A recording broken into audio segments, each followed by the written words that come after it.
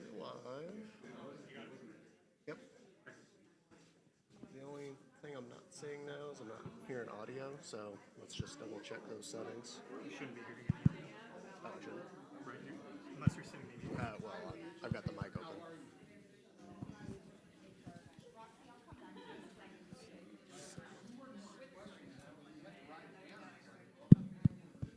Check, 1, 2.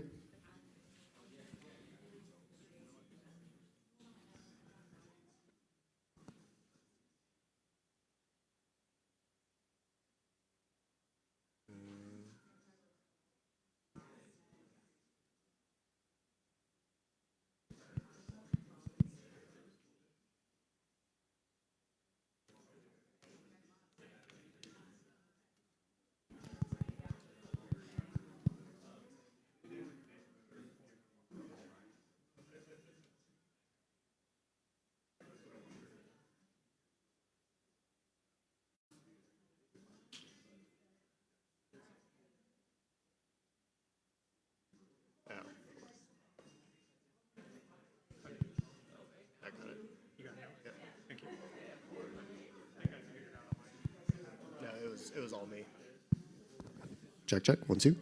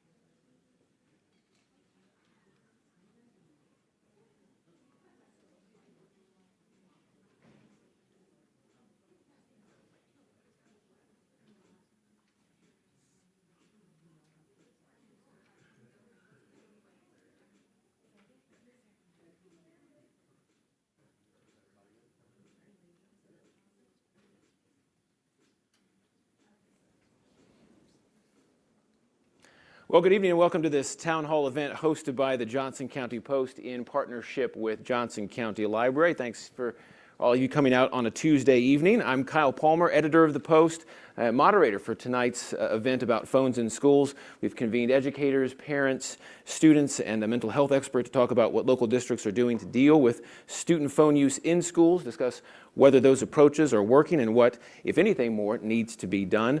But before that, a real quick plug for the Post. If you already know about us, or even better, if you are a subscriber, we thank you for your support. It is that support which allows us to put on events like this, of course, as well as our candidate forums coming up this summer and fall.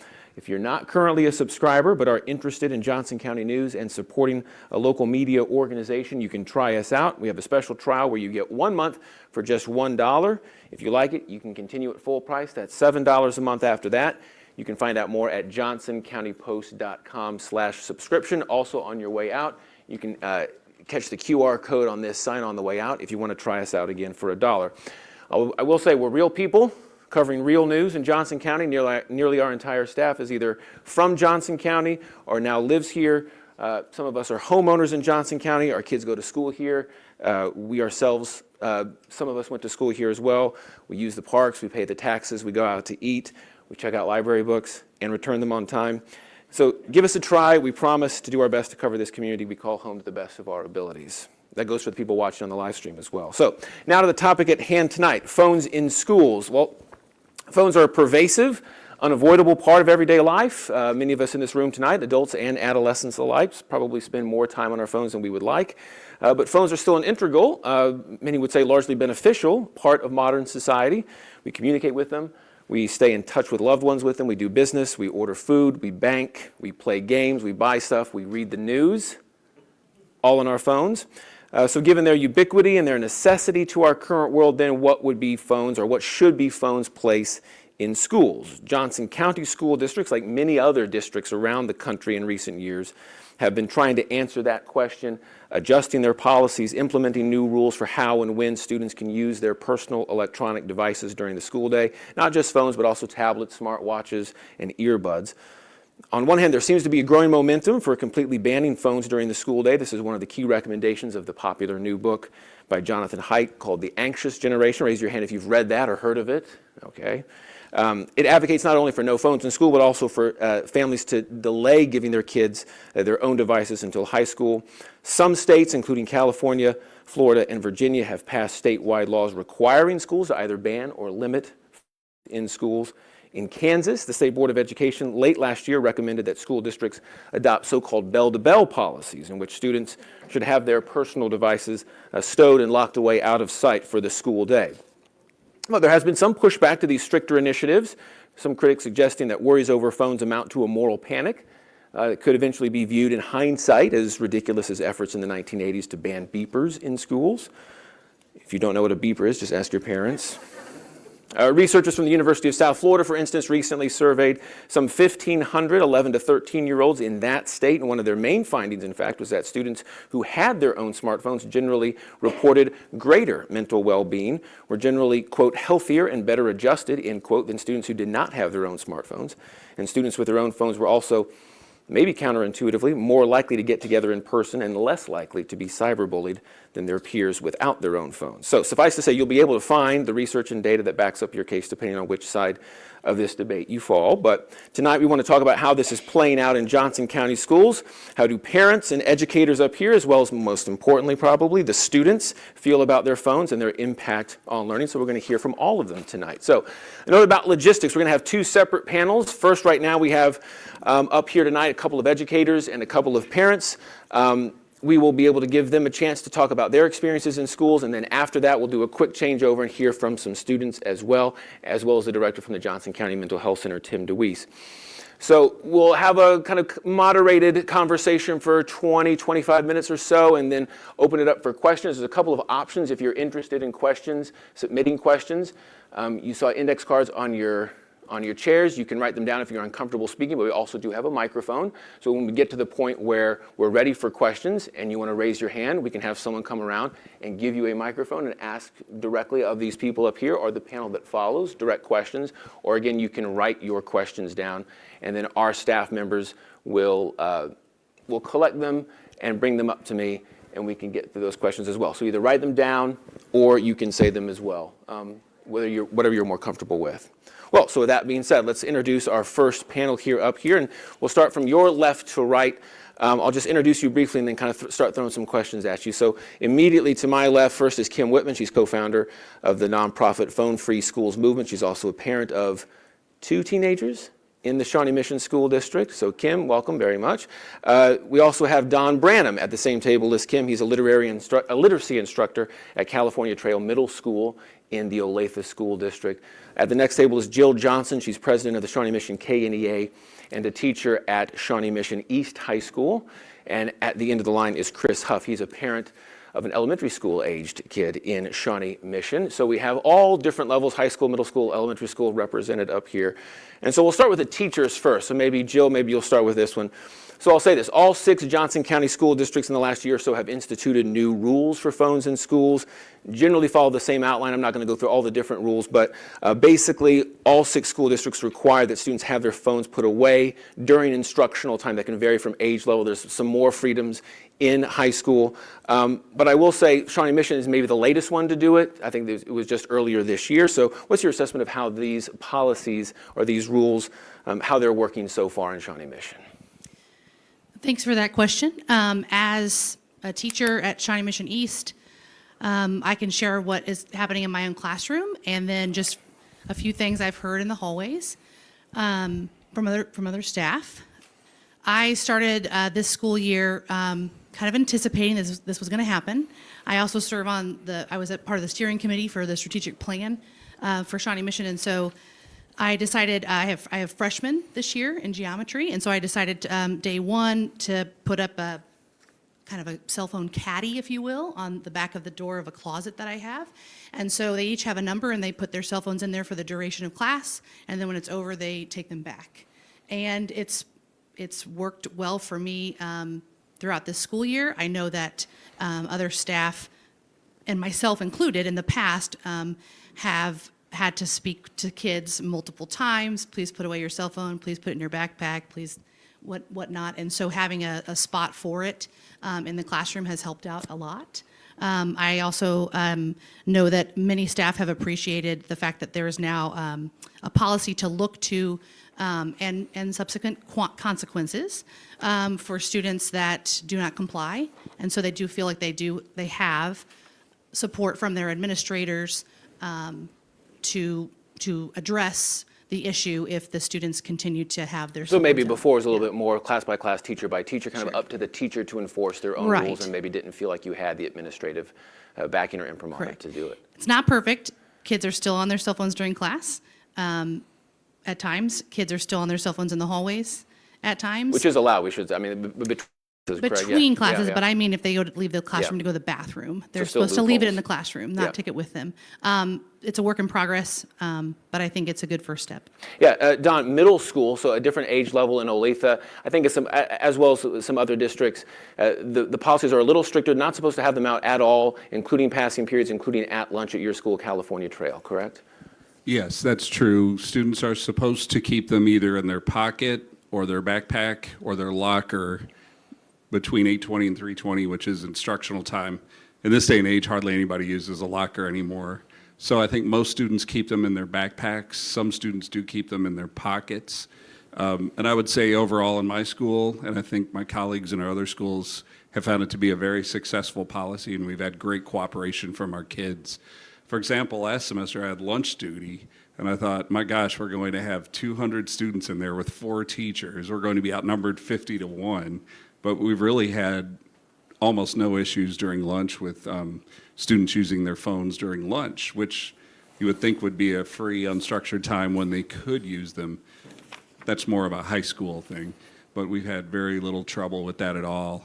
And then in the classroom, I don't have an exact number, but I'm thinking maybe I've had to ask kids turn over their cell phone to me 10 or 12 times this year since we started the policy back in And contrast that August. to before. What were you doing before? What was the behavior like in class? And how often were you feeling like you had to address the phone issue in class? Prior to this year, we didn't have a district-wide policy. I think if individual teachers or groups of teachers, like a team of teachers, or a particular school wanted to basically ban phones, they could do that. But we didn't generally have that kind of value in my building. So I tried to have shared control with students over that. Hey, if you're going to look at your phone, make sure your work is done for this class and all of your other classes too. And my rule of thumb is whatever you're looking at or you're doing on your phone, make sure you'd be comfortable sitting around a table with me and your parents or maybe your grandparents and sharing that with us. But it was a difficult way to deal with it because it was almost impossible to be consistent with kids, because if I asked one student to put it away and get to work, they'd say, well, what about that other student over there that's got the phone out? And as soon as I'm dealing with one student that's got a phone out, sure, another student will take one out. And also, I wouldn't say this in front of the kids, but it's like, hey, look, you have a lot of work you need to do in all of your classes. You're looking at your phone. That student over there that's looking at his phone has no missing assignments and straight A's. But that's a difficult thing to expect out of a middle school student, where they see it as, hey, why does that other student get to look at a phone, or why are you getting after me? And then somebody else takes out their phone back over there. So I'm very much appreciative that our school board adopted this policy this year, and it's been very successful. I want to jump to Kim, again, co-founder of the Phone Free School Movement. It says it so in the title of the organization, Phone Free. So I'm imagining that the policies currently in place that both Jill and Don are describing as successful compared to what maybe they used to see in class, still for you, not going far enough. So explain to me what is the thrust of Phone Free Schools, and how you think maybe policies in local schools as well as beyond Johnson County could be going further. Thank you, Kyle. So as Kyle said, I was one of the original co-founders of the Phone Free Schools movement. And in 2023, we spent an entire year talking to dozens of administrators and teachers across the nation. We sussed out what was working, what wasn't working, how they were successful and how they weren't. And from that, we created what we call the Phone Free Schools Administrator Toolkit. And it's a roadmap on how to implement a bell-to-bell policy, which is from first bell to last bell, where the phones, AirPods, smartwatches, all devices, personal devices, are locked away for the day, the entire day. So the policies in Johnson County aren't locked away. There's no storage tool. And at the high school level, they're not bell-to-bell. Kids can use the phones during passing periods and lunch. So we consider that a weak policy. A strong policy would be bell-to-bell in order to get the best results, in order to take it off the teachers' plates. And so we found that 3 things are key. That rock-solid policy is number 1.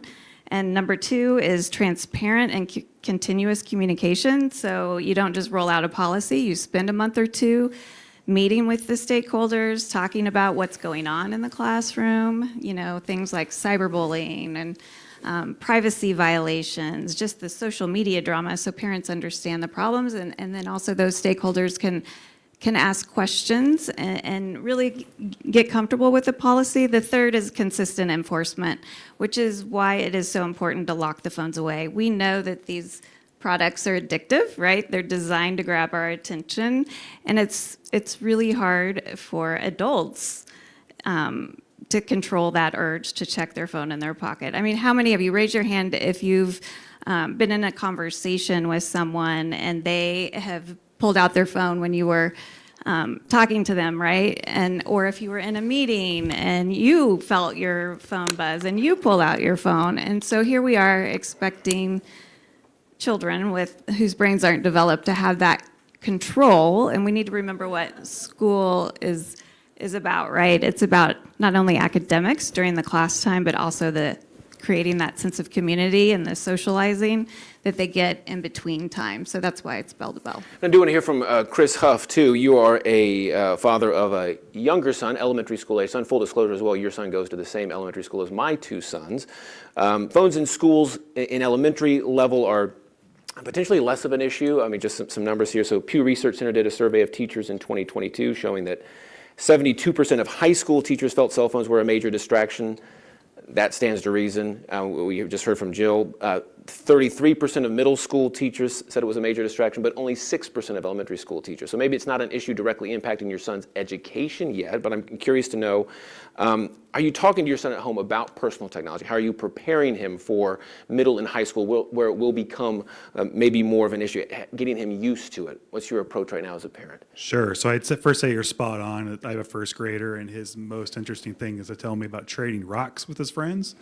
So I think cell phones are a little far away from his interest. But as it pertains to the personal part, with my son, my wife and I are very firm believers in allowing our kid to have some unstructured time that allows him to explore his interest. And much like his father, he seems to be trending towards perhaps the more geeky or nerdy topics, and technology is of an interest to him.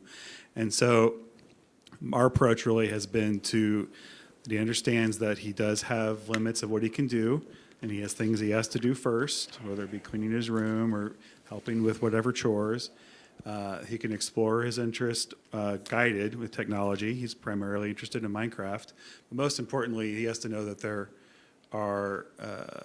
he has to listen, and when we're done, we're done. And if we push the boundaries too much, or if we try to skirt the guidelines, that there come consequences. And that has worked very well for us. He likes to watch some shows on TV. He likes to play Minecraft, but when we ask him to stop or go play outside with his friends, we do meet, I would say, normal amounts of pushback you might expect from a kid that age, but by and large, he does it. And so that approach to me is allowing him to understand that he's got to be able to govern his use of what he's doing. Right? I don't think it even goes to technology. It goes more to just a general everything in moderation, or it's understanding that I can't do this one thing I want to do all the time whenever I want. Yeah, and do you, again, elementary school age, so maybe not quite into that realm yet where it's a day-to-day concern, especially one at school, but do you support the idea of having a bell-to-bell policy at the schools that your son is going to be going to? Yeah, so I think what I would say is that I attended the board meetings recently that Shawnee Mission School District did about the policies that they were going to put out, which they aligned more or less what I think what the rest of the districts here in town are doing, and I like it. I like it because it's a graduated approach, right?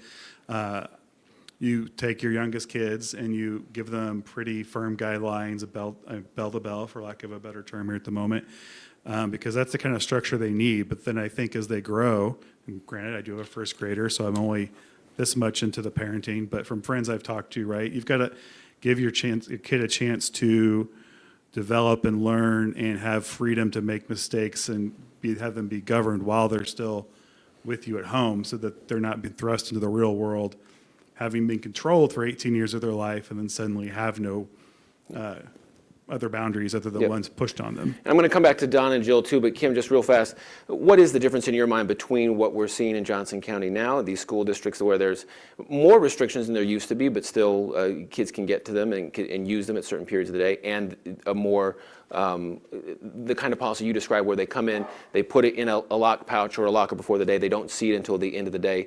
What are the effects in your mind on learning between those two different approaches? Well, engagement and focus improves drastically not only in the classroom, but in the in-between times. And so grades go up. Teachers feel like they're teaching and not policing phones, so teacher retention improves. So the engagement, and a lot of administrators say the lunchrooms are really loud again, and that's because kids are engaging with each other. So there's multiple benefits of having it locked away for the day. And for the teachers, Jill or Don, I don't know, either one of you can start to take this, but do you see a stricter, again, bell-to-bell policy being something that is feasible in your district, something that you would want to see? Or are you both appeared pretty content with how things were right now based on the new rules that were instituted in the last year in your districts? Maybe, Jill, you start with this one. Yeah, I do know at the middle school level, I know I'm a high school teacher, but I speak with a lot of middle school staff. They do somewhat have a bell-to-bell policy because they are requiring them to keep it in a locker. And so what I'll share is I've heard from staff in those buildings that they have seen less, lack of a better term, fights, I guess, or disagreements with kids, because I think some of those were being started through text and social media. And with the cell phones and lockers, there's less of that. So I think that's been fantastic for our middle schoolers. For high school, I mean, it's working in my class. I know that there's several other staff members that still have to tell the kids to put them away repeatedly. But I do know that if they were to get to the consequence of having to write them up, the administration said they would back them on it. I know that they still take them with them to the bathroom, and the hall monitors, we have some staff that monitor the hall, still see them, you know, with their phones in the hallway, and they're now responsible to tell them to put it away. And so that creates some chaos. I think it could be feasible. I'm worried about the cost of something like that. If we were to need to purchase something that they would put the phone into, so that would worry me. I know several students utilize it to communicate with coaches or other people on their teams or other activities they're in to know is the schedule changing for the, you know, the game? Do I need to go pick up my younger sister from school because my parents can't? Like different things like that that might happen if they're a high school student that has more responsibilities at their home. So I like the way it is right now. I think that our staff need to make sure that we're consistent with it, but I think that it can be very successful. Yeah, Don, from the middle school level, again, they're supposed to have it stowed away, locked away. You're not supposed to see it, but they presumably have it either in their pockets or in their backpack. So still, you might have a student kind of draw it out at some point or bring it out underneath his desk or her desk. Do you believe it's working right now in your school? I mean, you did say that earlier that it is working. So again, the idea that maybe get a little bit stricter with it, go bell to bell, maybe get lockers, phone caddies, these lockable bags that Kim was describing. What do you think about that? Well, I was able to get some information about that, about if it's successful, and my principal ran some numbers for me. I guess for some background, we have an online system where we can enter information about behavioral issues just for information, including if a student is using a phone in class. What we should do is take the phone, send it to the office, they pick it up on the way out at the end of the day, and we make a little note of that.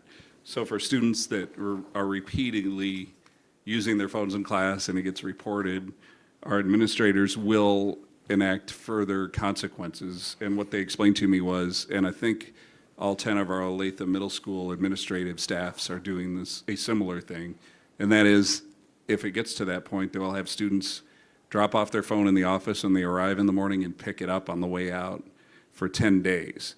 And out of 586 students, we've had 7 students where they had to initiate that second level of beyond just taking it for the day, because we've seen a pattern of behavior where a student is taking a phone out during class, the teacher has to take it away and send it to the office. So a total of 7 parents were contacted about that, and a total of 3 were put on that 10-day contract. I think contacting the parents saying, look, if this continues and your son or daughter keeps using phone in class, then we'll put them on this 10-day contract where they drop off the phone and pick it up. And I think by contacting 7 parents, 4 of those parents intervened and their kids saw the light that they shouldn't be taking their phone out in class. And 3 of them were still a little misguided and needed to have their phone restricted for the 10 days, which represents 0.5% of our kids. And out of those 3, only 1 has had to go through the 10-day process twice so far this year. So it's not for you, from your mind, success, then? That sounds like yeah, success. Yeah. And my principal said that if you were to look at the data for our other 9 middle schools, it would be very similar, and they've initiated similar sets of consequences, like having them turn it in for 10 days at the office. Kim, can you respond to the idea that, A, like, what's this going to cost? Is this going to cost more money that we don't necessarily need to be spending if maybe this is the status quo? And then 2, also, I think the point that Jill brought up about older kids especially needing to communicate either with friends, sports teams, parents. Respond to both of those, maybe, if you I will. would love to. So our national team just hosted a webinar called Phone-Free Schools on a Budget. It was to show that there are methods you can use that don't cost an arm and a leg. There are affordable ways to store phones. Some examples, in Dayton, Ohio, they use manila envelopes that are in milk crates, and they're labeled by grade and then by student name. So when the student enters the building, they slip their phone in. And those crates get stored in a locked closet off the main office. So at the end of the day, they put those crates back out and they can pick up their phone from that padded envelope. This principal said in the 2 years she's been doing that system, she's spent, I think it was $1,700 total for all the materials. So Yonder is the most expensive option. It's a neoprene lockable pouch. It's $30 a student. So you don't have to go to that degree. You could also use pencil pouches that they put their phone and other devices in and then drop them in a basket, and that basket gets stored in the office again. So if kids are leaving during the day, it's best or most convenient if the phones are in the main office so they can stop by the office and pick up their phone. So there are very affordable methods. I will say that to the second question, I've talked to teachers in Shawnee Mission, in Olathe, and in Blue Valley in the last week, and they said that their impression of the policy is very different from the administrator's impression. I know in Shawnee Mission, they allow, depending on the building, 3, 4, 5 warnings per class, per kid. So technically, a student could get 3 warnings every period of the day and never get sent to the office. So there's all this elaborate warning system that's cumbersome for them and they don't want to deal with. So again, on a strong policy, there's no warnings. The phone goes away. The distraction goes away. And I want to back up and say schools didn't create this problem, but they're having to deal with it, right? We as parents created it. We're giving our kids phones at younger and younger ages. Social media companies and the platforms are designed to be addictive, like we talked about. So we're creating this problem, and it's going to take more than just schools to solve it. It will take all of it. Going back down to Chris, I mean, you seem to suggest that your son right now, again, a younger student, has pretty healthy boundaries on his technology, his screen time. From what I heard you say earlier, doesn't have his own phone yet. He's only in first No, grade. absolutely not. Yeah. What's your plan for that? Do you have a plan for that? Well, I just want to say that my wife promised me she wasn't going to come to this event, and it appears she snuck in, so now I've got to be extra careful as to what I say. But I would say that my wife and I actually, if anything, will probably delay as long as we can, but it's going to be really dependent on who he is as a person, right? And how the things that we've been doing with him to date, when that time comes, have helped him understand how to regulate himself. Yeah. Beyond, well, as a parent, let me ask this. What curriculum or teaching about technology do you want to see in schools? I mean, Kim said schools didn't create this problem. They are having to deal with it. So schools are going to have to, I guess in a manner, teach technology hygiene. How much of that is your job and how much of that is school's job, in your opinion? Sure. So I actually want to push back on that point a little bit. I mean, I was in school in the 90s when there were no personal technology fundamentally in schools, but I can guarantee you that I witnessed many, many distractions happening in the classroom. So while I'm not currently in the classroom, I have a little bit of skepticism with the idea that suddenly have a distraction problem. I'd love to hear if the teachers up here who are actually in the classroom have something to say there. But to the second part of your question, which is what kind of curriculum would I like to see for my kid? Well, technology, barring some pretty drastic things, isn't going to go away. So in the schools, I would like to see the policy allow the teachers to use technology effectively to teach our children, but also not hinder what they need to do with the kids to teach them what they need to know. So I really actually look to folks like Jill to tell me what it is they want, right? And when I went to the board meetings about this, both the educators and the administrators seemed to indicate that realistically speaking, particularly at the high school level, the policy that they have put in is what they most effectively can enforce. Yep. Just a note on distraction. So I did have I read about Common Sense Media. They did a survey of some 200 teenagers in 2023, tracking their phone usage, found that the median number of alerts that the participating teens received per day was 273. That's the median. A quarter of those participating teens also, 1/5 of the teens in the study received more than 500 alerts per day. At least a quarter of those coming during the school day. Is there a difference in kind in the distraction that smartphones cause? This is for the teachers, Jill and Don. Is there a difference in kind that the distractions a smartphone cause, as opposed to maybe what had come before that maybe you had seen, as Chris alluded to? Are Sure. smartphones different? I started teaching in Shawnee Mission in 2007, which is the year that the iPhone came out. So just share that there. But they didn't all have them at that time. So sure, there were lots of other distractions, talking to the person next to you, wanting to be the class clown, what's going on outside my window, lots of different things. I would say the number you shared doesn't surprise me, the number of alerts. It's a constant thing that as soon as it lights up, you want to look at it and you get distracted. And I did want to kind of touch on what Kim was sharing about how a student could have their cell phone out, get 3 warnings in each class period, and not have a consequence. That's not per day. We've been told that if the next day they have it out again, that's the 4th, and you, by your 4th and 5th, are writing them up. However, that again is on the teacher. So then the teacher has to be the one to keep track of it and then follow through and write them up and get help. And now I've kind of forgotten what you were talking about. Distraction. There you go. I got Distraction. That's what it was. Yeah. Yeah, I think it is a different type of a distraction for sure. And I think we know that from research that, I mean, don't you get, is it called dopamine when you get to stare at that screen and the blue light comes on? And so I think it's a different type of distraction because it's more addictive than the reaction you get from being saying a funny joke or being a class clown. So. Donna, I won't date you unless you want to, but you have been teaching since before the iPhone became Before a thing. 2007, yeah. Okay. 12 years. So you have experienced classrooms and schools before smartphones and now after smartphones. Is there a difference in the type and quality of distraction that smartphones pose as opposed to previous things, or is it quantified in terms of just the type of challenge it's been for you as a teacher historically? Well, I would say that a smartphone by nature, first of all, we as teachers don't want to see kids doing this when they should be interacting with their peers and having conversations in real life, whether it's about what we're learning in the classroom or just other topics. And another problem with smartphones would be we have a responsibility as teachers and as administrators to not have students accessing content that is not acceptable for a classroom, and they can easily do that with a smartphone.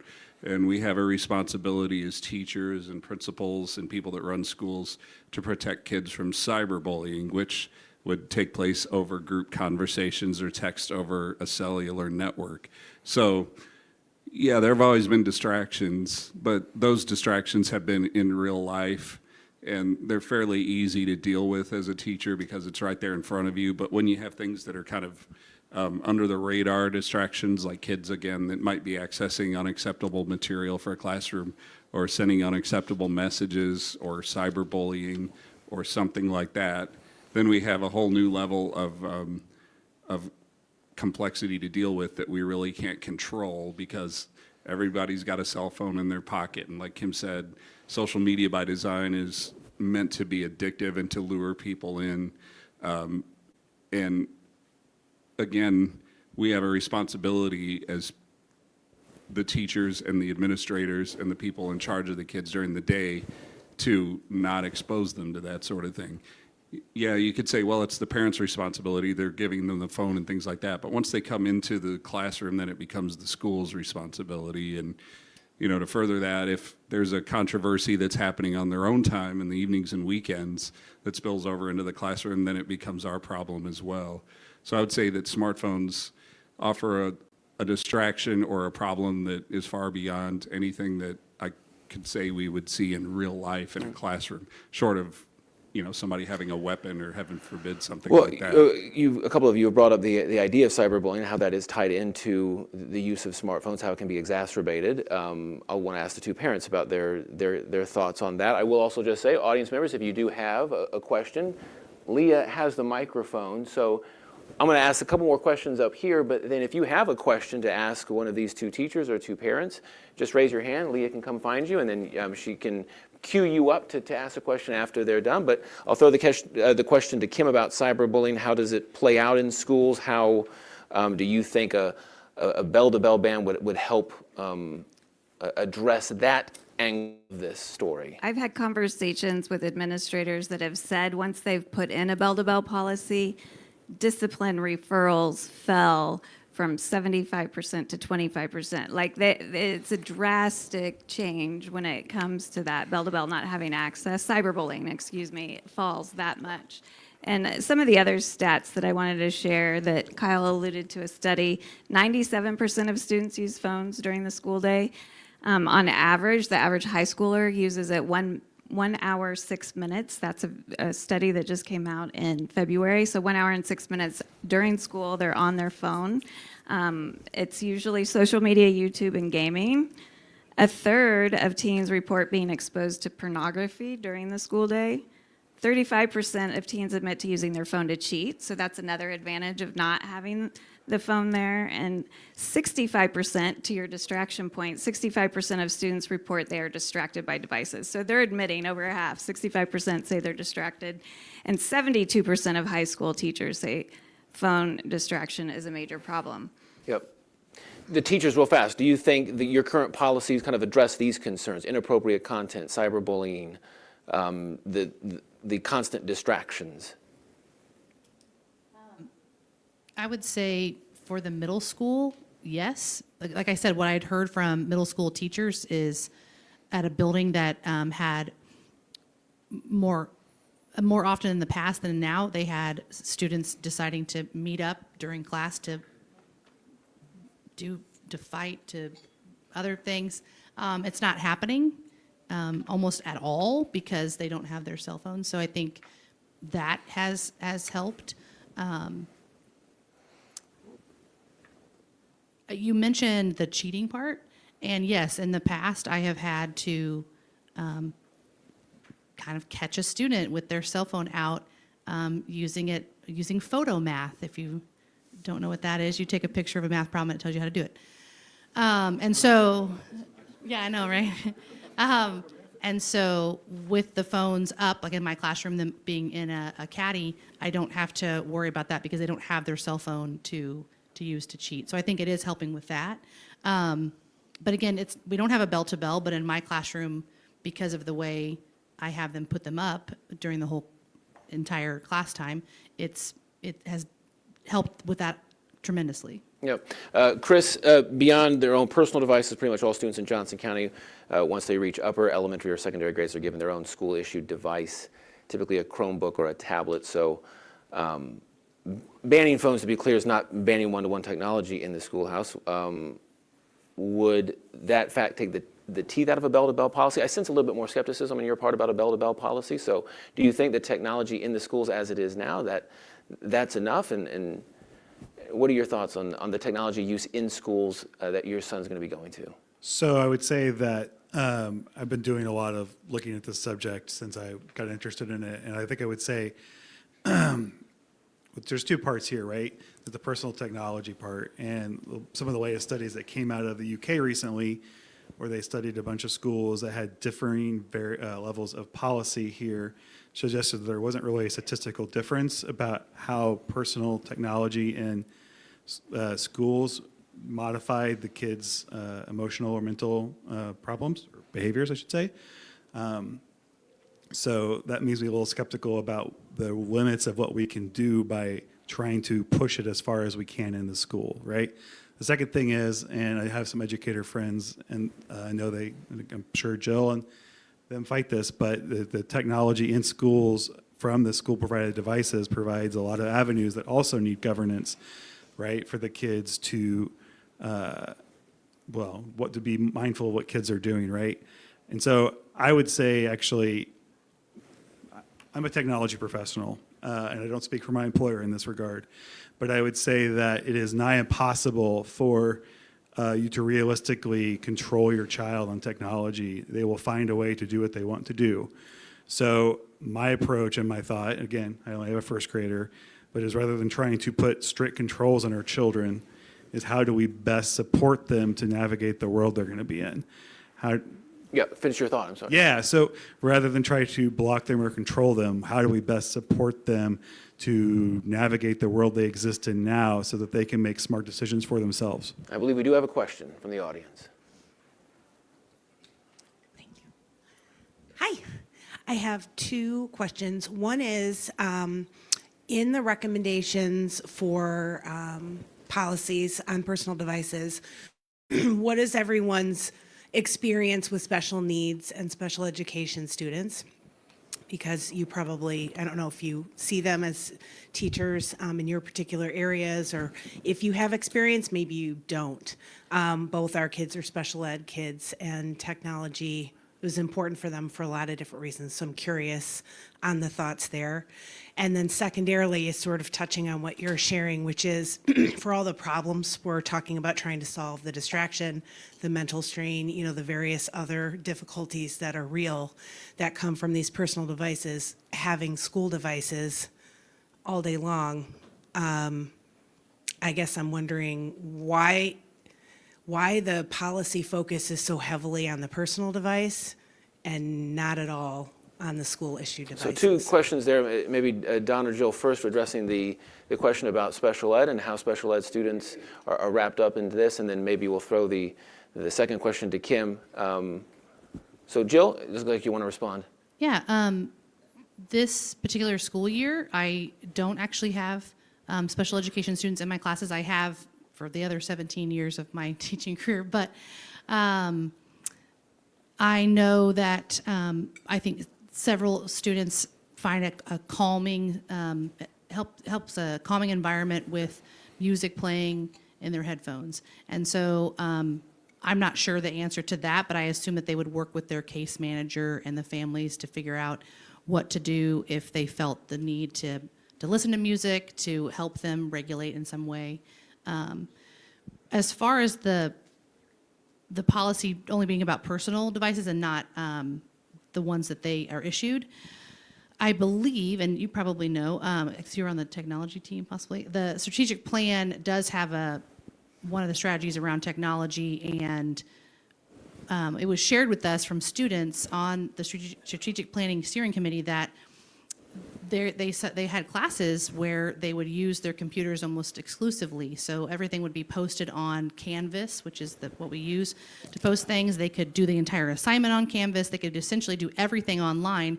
So if they were absent from school, they could still get an A in their classes. And so that kind of was an alarm. So we're like, okay, well, we need a strategy to address that. How do we utilize the technology in the classroom the best way?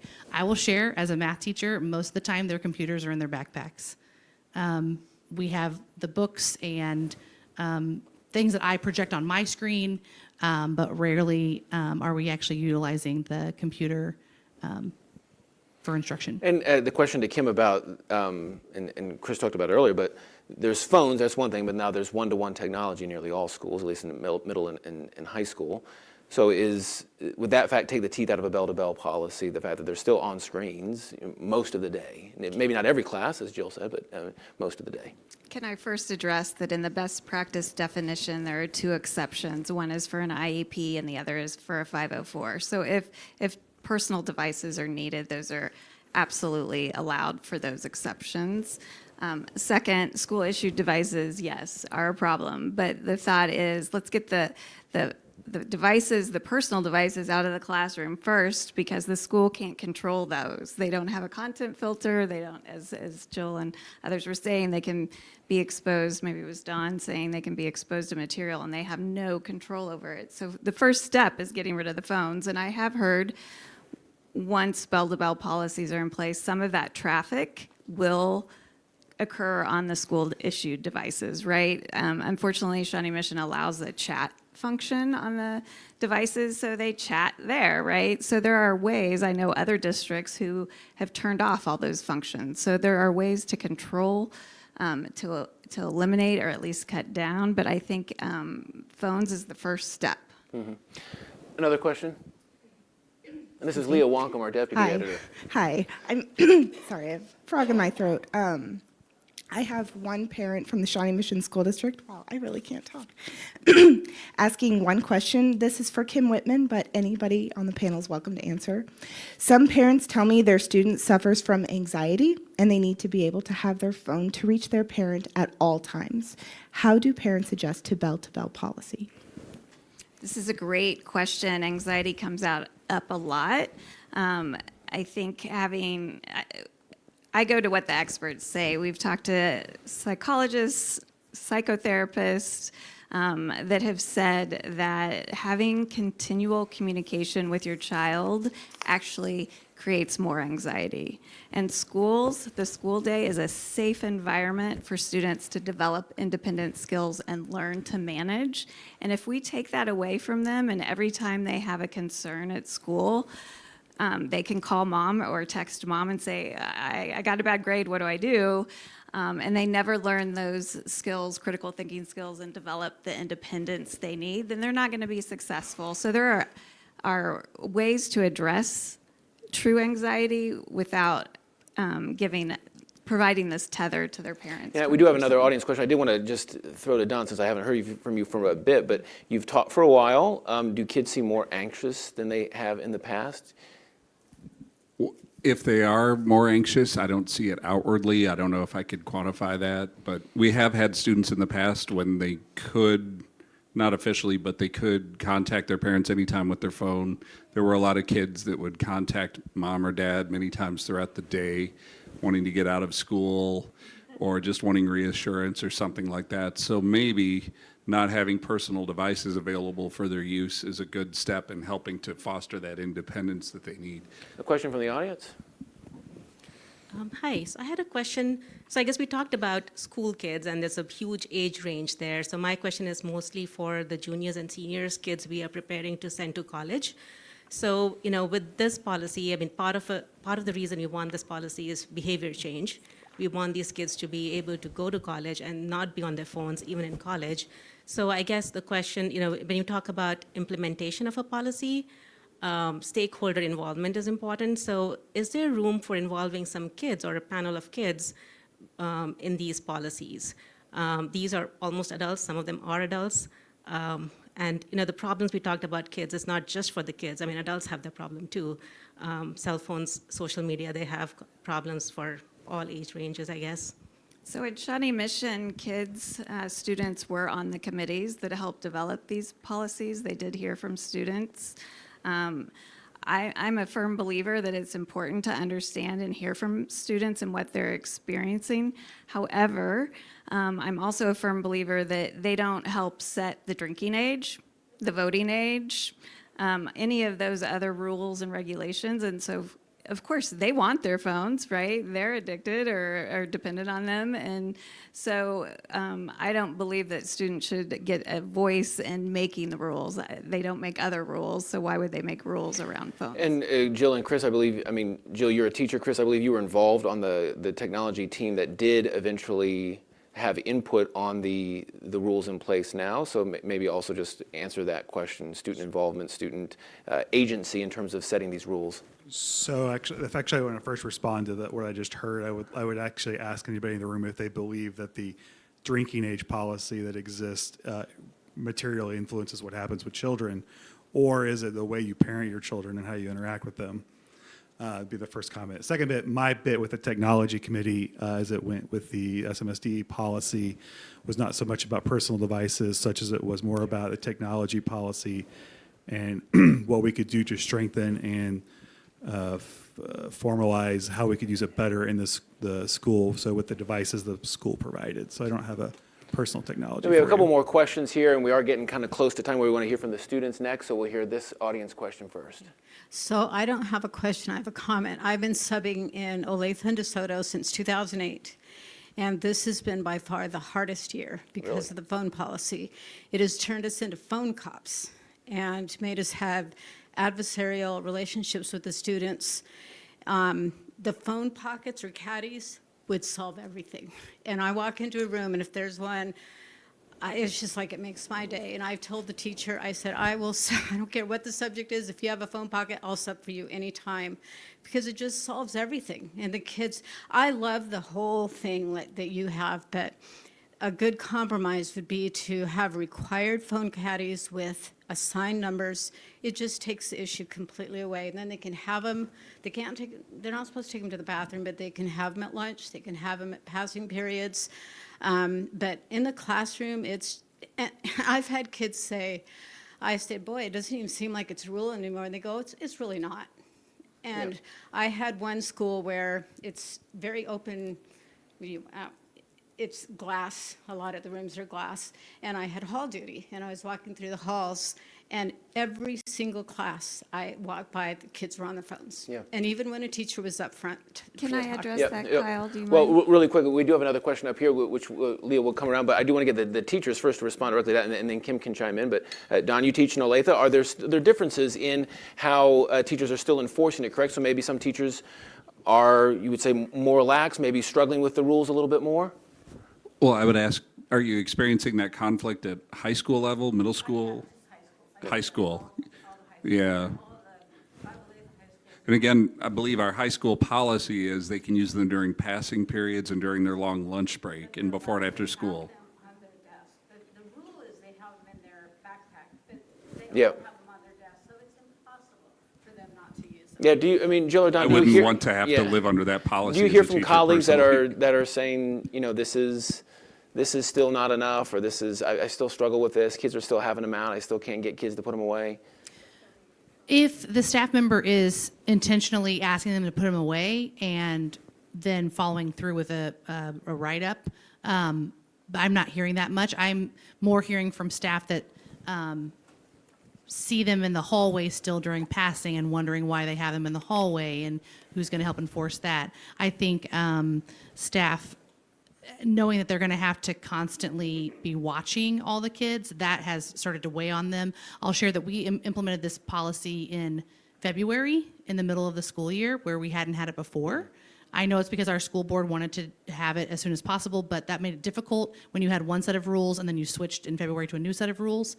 I think it's easier with the freshmen in high school when they first come in to start day one.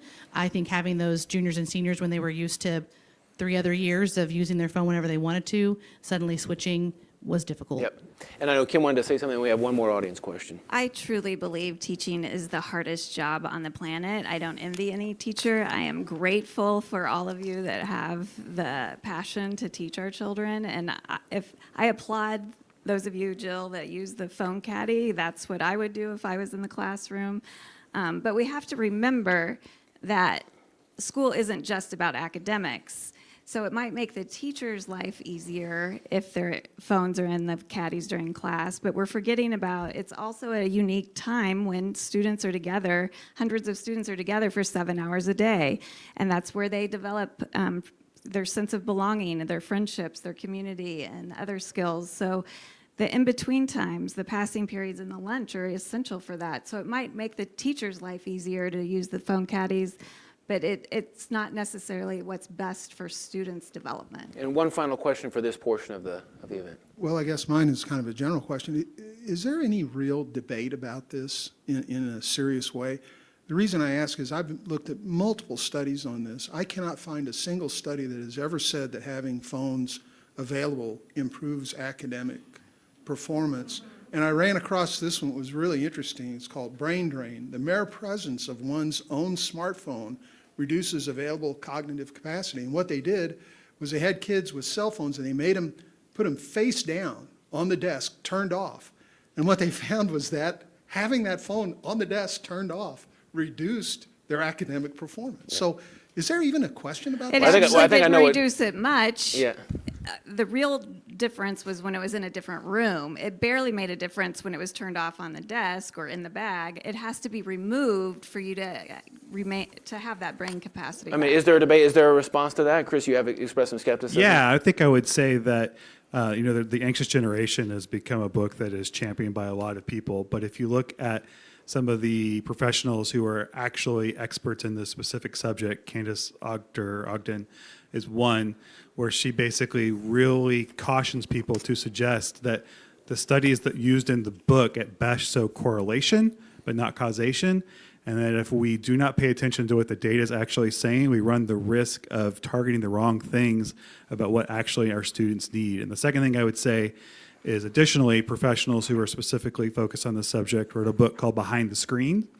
I can't tell you their names without looking it up, but look up Behind the Screen, and what they basically advocate for is having conversations with your children about what they need to support them in their existence in the world. And the academics backed up the studies, and that they conducted a 3-year study of their own that suggested very different results than what I think some of the more popular fear-based marketing books are suggesting. Well, we're going to leave this portion of the event here. I want to give a big round of applause to Chris, Jill, Don, and Kim. The students have been waiting patiently. Let's do a quick change out. If you can put the microphones down.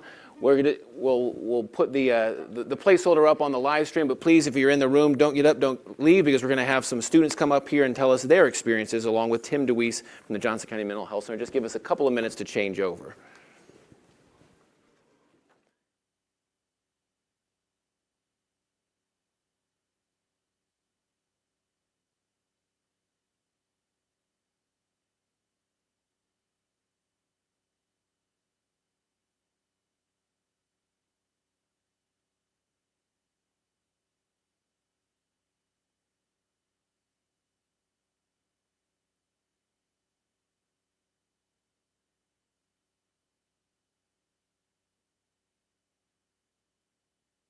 It takes 2 seconds to turn these on, so just turn them on a little bit ahead of time before you talk.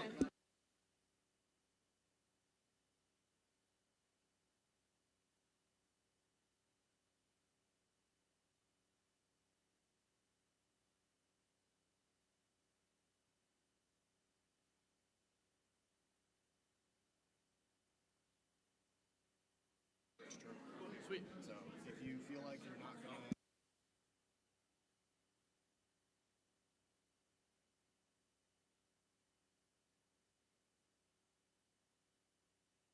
takes 2 seconds to turn on. Cool.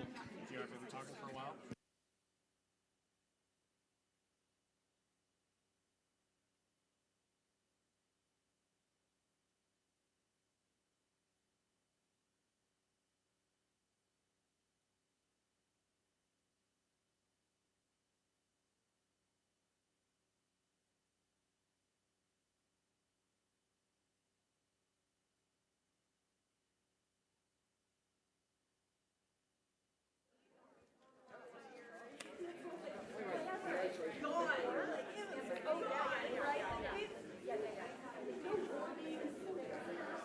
All right, we're ready to start the second half of our Phones in Schools panel event. We're going to hear from some students as well as Johnson County Mental Health. So I want to introduce the people up here now.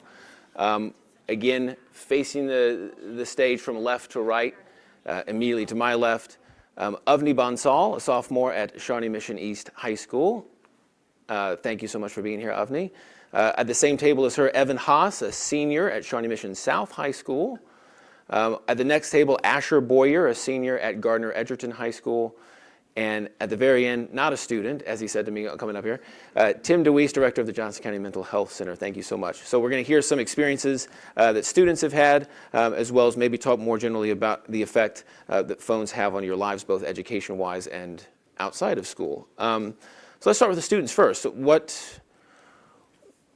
Describe your typical day with your phone. How much do you use it? What apps do you use? Maybe telling yourself a little bit if you want, but you can pick up those microphones as Sergey explained, and maybe Avni, seems like you want to start. Do you mean like with the phone policy or before it? Well, you've had phone policies in place now at Shawnee Mission now for a couple of months, so yeah, maybe just explain it with the phone policy and compare it to what it was before for you. So with the phone policy, it's at Shawnee Mission East. We got it this semester, so we haven't had it for very long yet. But in most of my classes, I do put my phone in the phone caddy that we were talking about, and I do think that's a really effective way to deal with the problem, because before it, people were definitely on their phones, like during each class, during free time, even during instruction, which was rude to the teachers and like also for ourselves, because I mean, personally, I do get distracted really easily, and I was guilty of being on my phone during class time. So this has given me something to follow, which it's actually helped me personally, and me and my classmates were talking about it. And we think that we actually have been focusing a lot better and have been getting more stuff done during class. So I do think that the way the phone policy is right now is working so far. And I am on my phone during passing periods and lunchtime, but I'm not on it at all during class anymore, and it actually does feel a lot better for me personally. So I think that the way it's going right now is really good, but we just have to continue to see how the phone policy continues to like be for students and just see how it affects students in general. Evan, your experiences at Shawnee Mission South, again, the policy's been in place at the same amount as Avni, just a couple of months. How's it been for you? I think at my school, I have to start this by saying I take a lot of AP and honors classes, so I see a lot more students who want to be there and want to be learning and are less inclined to be on their phones hypothetically. I haven't seen that so much in practice as you would expect. A lot of even the AP and honors kids will be on their phones during class. But after the phone policy, I see a lot less of that when there's like actual instructional time and more of that when there's free time and work time, and teachers are more inclined to be lenient because we're more likely to keep up on our grades, right? So it sounds like there's still phones coming out, students kind of glancing at their phones, being on their phones even during classroom, theoretically, when they're not supposed to be. Right. As a senior, I have all of my teachers have kind of had the same thought that we're seniors, we're about to graduate, they don't want to enforce this for 4 months and then drop us into the real world where nobody will be enforcing this. Asher, at Gardner-Etcherton High School, I believe it went into effect at the beginning of the year. I think you were on the principal's advisory council that kind of crafted the rules or at least gave advice before it was put in place. So how's that gone in Gardner-Edgerton? Well, there was a little pushback at first. We had a panel of students. I wasn't on it that year, but they worked hard to try to make it fair for the kids, and they compromised a lot with the storage stuff and even like if it was allowed during passing period or not. In my experience, it's been okay. I don't use my phone a lot typically, but I've seen way less usage now. But there's still your offenders every now and then. I would say it's been successful though, for the most part. And why do you say successful? I like they said before, a lot more interaction in the classroom now. Teachers seem like they actually are enjoying their jobs a little bit more because there's less, disciplinary action that needs to take place. For the three of you, how much do you use your phone on a daily basis, both in and out of school? How much of it is it a part of your life? Maybe give me a typical day. We're allowed to use it during passing period and at lunch. So, I mean, I listen to music. I don't get a lot of notifications typically, but that's pretty much it. I mean, my sports, I talk to my coaches on it, but like other than that, yeah. And outside of school? Just my parents, occasional apps to chat with my friends, but other than that, no, not really much usage from me at least. I might be an outlier. I'm not sure how common you are. Yeah. Evan and Avni, what's your phone use like outside of school? I almost never use my phone during school with the exception of recording interviews for journalism. You are in journalism class. So I am in a clarify journalism that, yeah. class, and we do use our phones to record interviews so that we can get accurate quotes. Yes, well, a very good exception, I would say, yes. Avni. Yeah. So in school, I honestly did use it quite a bit before the policy, but now I've actually realized that it actually does really help when I'm not on it. So during school, I haven't been on it at all really with the phone policy, but during passing periods I have been. At lunch I don't really go on it just because I'm usually just talking with my friends and none of us are really on our phones. But then at home I honestly am on it quite a bit because I'm texting my friends and also scheduling interviews because I'm also on journalism and doing other stuff on my phone, which is a problem. So honestly, I feel like I do have more control over it at school than at home because I still struggle with using my phone a little bit too much at home. You mean in control, you mean mentally, self-control? Yeah. Let's bring in Tim DeWeese for the Johnson County Mental Health Center. How often do issues related to phones, also intrinsically tied up with social media, how often do those conversations and issues come up when you're talking with kids and counseling kids at the Johnson County Mental Health Center? It's constant. I mean, it's a definite issue. When I think, I talk a lot to the public, and I often get asked kind of, what's my experience from a mental health center standpoint, and I typically share like the top 10 things that keep me up at night. Underage drinking, suicide rate, deaths due to fentanyl poisoning or overdose, bullying, eating disorders, image issues for both girls and boys, and inevitably untethered technology is an agitator. Phones are an agitator to all of those things. So to say that those things are worse today than they were, technology has created that. And I think while there are all these beautiful things about what technology can do, we just need to be aware and have discussions about the unintended consequences that those things bring, because it's definitely agitates all the social problems that have been out there for a number of years. Let me ask this: do you feel like phone use, social media too, does that, as Tim said, agitate some negative feelings that you may have? Does it make things worse at times? Does it pose a challenge? I'm curious to know. Asher. Obviously, there's a lot of negative stuff you can find online. I have unfortunately run into stuff like that. Sometimes you see something you don't want to see. I mean, the algorithm's not perfect. You'll see some weird stuff. But for me, it's been a pretty safe environment. I had pretty good restrictions on my stuff when I was younger. But your parents, you mean? Yes, growing up, yeah. Like yeah. Well, what did they do? I'm sure some other parents would be curious to know. Microsoft has like family features where they can monitor your account and stuff, but I mean, it's going to happen eventually. If you're on the internet, you're going to see something you don't like. Someone's going to post something. It's going to slip through the cracks of the safe search stuff, and it's just going to. It's safer than I would say like it used to be, but you'll still see stuff. That's and so, negative. what apps do you use? Social media, pretty much just TikTok, maybe YouTube every now and then. And I mean, you won't see anything crazy, but sometimes you'll see like, I don't know, like something like a crime scene, or like, I don't know, like where there was a shooting and you'd like, I don't know, something just like you might not want to see, that like, oh wow, I didn't expect that. Evan, Avni, what are your experiences using social media? How does it impact your outlook, your mindset, your feelings? I'm not a big user of social media. I have Discord, which is sort of a gaming chat app, and I use that mostly to talk with my friends who make video games and a couple of friends I've come acquainted with online. I don't use TikTok, Instagram, Twitter, Facebook, any of the other things. I use I'm glad YouTube I got some representative sometimes. teenagers up here tonight. Yeah. Well, we talked before this, and as much as you're comfortable sharing, you have gone through periods where you were using your phone more.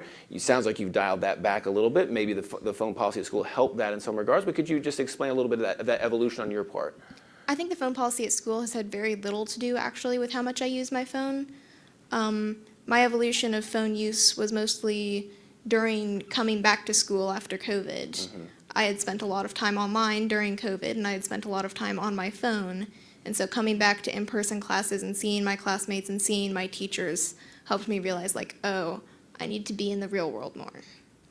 And so how has that changed for you? How much do you use social media now? How much do you use your phone now? And how have you been able to kind of maintain that? A lot of the things that I realized were contributing to sort of my low mental health and my high phone use, I've cut out of my life. There are a lot of online communities I was a part of that I cut out. I cut down on my YouTube use. I used to use Reddit, and I deleted that from my phone because it was a major problem for me. Avni, do you feel pressure? Do you feel negativity that's related to things that you see online, things that you see on social media, things that the other kids are sharing or posting about? Well, I don't have TikTok, but I have Snapchat and Instagram, which I do use a lot. And on Snapchat, there's like private stories that a bunch of people have, and like all of my friends have them, and I do too. So it's basically like you talk a lot about like what you're like thinking and like your day, and you just post it on a story with only a few of your friends. And so honestly with that, there is a lot of like negativity just because it's like going behind people's backs and talking about stuff. So I think that is like one of the biggest problems with social media, just like talking about other people without them knowing it and just like building up that negativity. So I do think that's a problem, and the phone rule in schools will help that in schools, but it's still like kind of inevitable to avoid outside of schools. Like I'm not sure how that would be avoided outside of schools, but. Well, it sounds like the three of you have done a fairly good job of kind of coordinating yourself off, at least mentally, from these stressors or these pressures. Do you feel like that? Do you feel like you've been able to insulate yourself, if that's the right term, from some of this negativity? I mean, for me, I feel like it did used to affect me a lot more in middle school and stuff when I was younger, but now I feel like me and a lot of the people in my school have just like grown up as a whole, and I've been taking harder classes, so I'm more focused on that aspect of it instead of just the social part. But I think that it is still a struggle, and I don't know, it's pretty difficult, but I think if you just focus on other things and realize like personally that the social media aspect isn't as important, then that really helps. Yeah, Ash, you look like you were about ready to say something. Yeah, it's now. Don't get me wrong. You can still find stuff if you try, and you don't want to find stuff. But I like a lot of the fights at my school last year before we had the policy. Primarily, were like stuff that was posted online that caused disputes between students. And without the phone in the school, it's a lot. I mean, I don't know the statistics, but I'm pretty sure we've had less incidents. And that's a direct response, you think, of being able to use your phones less in school. I would say, yeah. And now there's still like conduct or whatever, but that's mainly because of like upsetness from the phone policy. Yeah. Now, Are these the types of things you hear at the Johnson County Mental Health Center, Tim, that phone use, social media, sparking in-person conflicts, real-world feelings? Yeah, I think that's definitely it. And when we use the word real, your phone is real, REEL, not REAL. And I think we have to have that conversation. To me, the issue is doing exactly what we're doing today, and is having the open dialogue. I do believe that students, and I think that's probably why I was on this group, is I get to work with a lot of young people, and I do believe they have the answers. These are the technology natives. They know no life without technology. Many of us have experienced life without technology. And so we need to look to them to help develop and inform those policies. The bottom line, though, is as we look, the way, and our panel up here talked about it in a couple of different points, is that it's learning to manage your own self, learning to regulate your own self, and then also, when we turn 16, we're not just given a car and say, here's the family Porsche, go out and have fun. There's driver's ed. So there's a process where we need to teach and give young people the opportunity to learn to make mistakes and then learn from those mistakes. That's how we learn, change, and grow as human beings. And so as we talked about, and I heard that was the other panel, was that we need to give opportunities and just an all-out restriction. I don't know if that's the best thing, because then how can young people learn to manage things themselves? So I think it has to be a combination, and I do think the young people have to be part of the solution. I'm interested to hear from the three of you. When did you get your phone, your first phone? Under what circumstances, and what were the conversations you had at home about getting your phone and how you would use it? I think I was 11 when I got my first cell phone. It was mainly for communication purposes with my parents. It was a smartphone, just to. Yeah, oh, yeah. It was like a Samsung Galaxy something. It was really, it's old now, but it worked. I could make phone calls and whatnot. But yeah, we talked. Did it flip? I mean, that's no. okay. It is. But and it's not that old. It's not that old. Okay, whatever. But no, it was mainly like my mom was like, be responsible with it. She told me like I had the safe search stuff on too. So like even if I tried or if I even stumbled upon something, it wouldn't show up. Google had, I don't know, a good feature like that. But but I was told, be responsible, and it was taken away, and there was disciplinary actions if I was, There were times where you did have it taken away by your parents. Sure, like maybe if I was, I don't know, up too late on it, like I was young. But yeah, my parents at least were very responsible with it. Evan, when did you get your first phone? Under what circumstances? And what were the conversations you had with your parents? I had a sort of basic phone that I mostly used to play games pretty infrequently when I was younger. I got my first proper phone after 6th grade when I was going away on a trip without my parents, and they wanted to be able to keep in contact with me. And that was a big distraction for me at first, and one of the chaperones on the trip was my teacher, and she helped me get used to, like, hey, you can't be on this all the time. So like this big trip was your first time with your own phone, and you already kind of getting sucked into it, and your teacher kind of took you aside and counseled you a little bit. Yeah. And then what were the conversations you had after that? With your parents, with your teachers? The problem is that immediately after that, I had about 3/4 of a year of middle school, and then we had COVID. Yeah. And so there wasn't really much time for me to adjust to, like, this is how you use a phone before I was dropped into this environment of using it all the time. And how do you think you dealt with that? Well, I didn't deal with it very well. I used it all the time, and I had to really learn how to not be on my phone my freshman year of high school. And how did you learn? I'm curious to know, like, what was your thought process? What was the maturation that occurred? That's a really hard question to answer, right? Because it's been a while. But just being around people more was the big thing. Having that exposure to my peers, having teachers who cared and fellow students who cared and were like, hey, Evan, come on, pay attention to us. And Avni, your experiences, when did you get your first phone? What was the conversation like at home, and what has been your experience with it? I think I got my first phone in 6th grade, and it was my dad's old phone because he was getting a new one. And the reason I'd been asking for one for a while just because all of my friends and classmates had gotten one. So I felt like I was one of the later ones to get it, even though 6th grade is still pretty early in my opinion. But I don't know. In my head, I thought I was still kind of one of the last people to get one because all my friends already had them. So I think it was kind of like the peer pressure part of it that made me get a phone in the beginning. And then it was also for safety because I started hanging out with my friends like a little bit more, still like with parents, but not at home and stuff. So I would text my parents like where I was and what I was doing. And then I did get like TikTok, I think, I don't know, maybe a year after I had my phone or like 6 months. And then that was actually a problem for me because I was on it a lot because being that young and having a phone and just like unlimited access to social media, like I feel like it's kind of obvious that I'm gonna start being on it a little bit too much.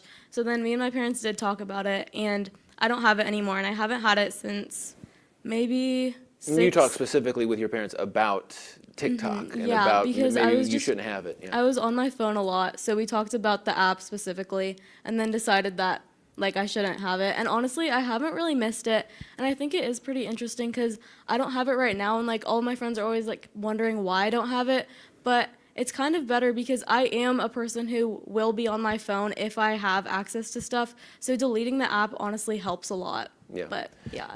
Tim, do you give families guidance about how early they should give kids their own phones?